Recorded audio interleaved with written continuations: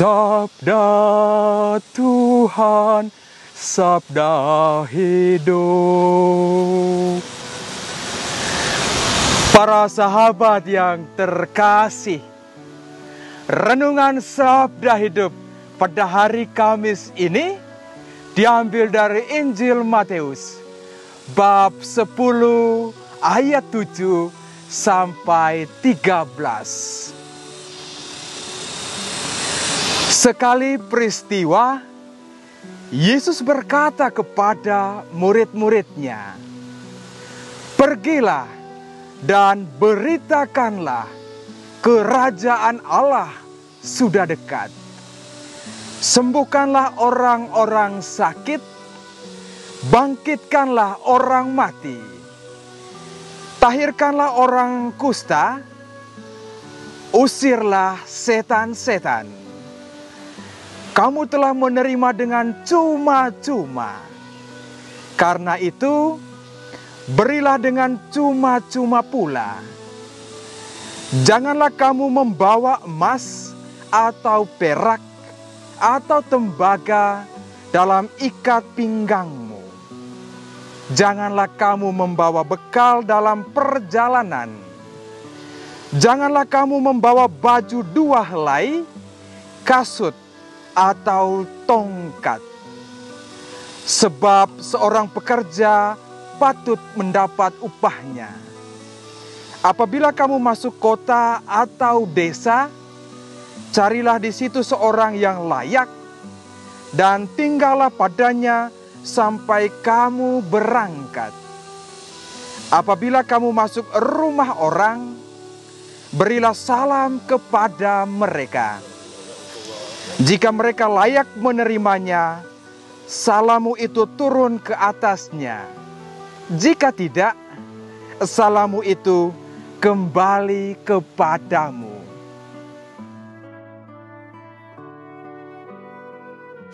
Para sahabat yang terkasih, pada pesta Santo Barnabas Rasul, saya teringat perkataan seorang filsuf Prancis bernama Emmanuel Levinas. Dia berkata demikian, "Aku adalah aku jika aku adalah engkau." Dengan demikian, makna aku menjadi berarti ketika aku masuk dalam realitas memberi, solidaritas. Memberi di sini seperti yang Tuhan Yesus, bagaimana Dia berikan segalanya untuk saya dan para sahabat. Memberi dalam konteks kehidupan kita seperti pengalaman di tanah rantau. Saya kenal seorang ibu yang bagaimana dia memberi dirinya dalam pelayanan kepada sesama, siapa saja. Ibu ini punya 1 anak, dan begitu pertama ketemu sekitar 6 tahun yang lalu dan bergabung dalam gereja, hari-hari hidupnya itu adalah memberi terus. Dan kemudian saya tanya, "Ibu, kenapa waktu ibu itu di dalam gereja atau dengan siapa saja yang berkekurangan, ketemu di pinggir jalan, dia rela menolong?" Lalu dia katakan demikian, "Saya memberi karena saya telah menerima dengan cuma-cuma dari Tuhan."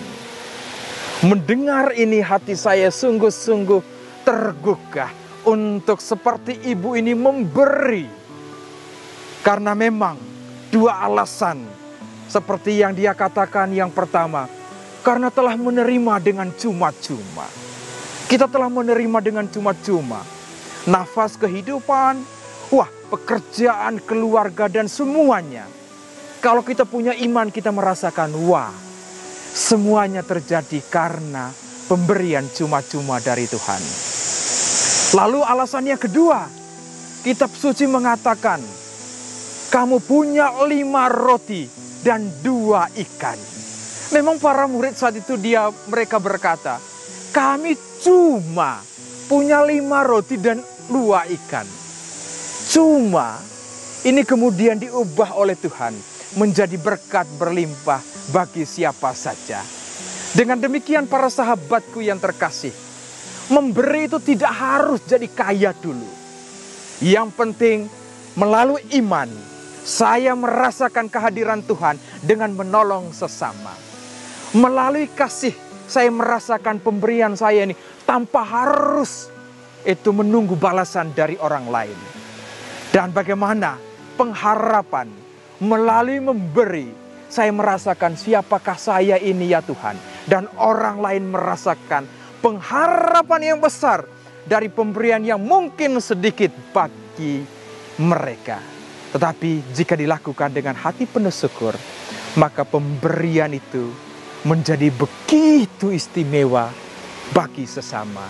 Karena itu para sahabatku yang terkasih, jangan pernah berhenti memberi. Tidak harus kaya dulu memberi. Tetapi pemberian dari ketulusan hati akan berubah menjadi berkat bagi yang lain. Teruslah memberi, karena kita menerima dengan cuma-cuma dari Tuhan. Tuhan Yesus memberkati, Bunda Maria merestui. Amin.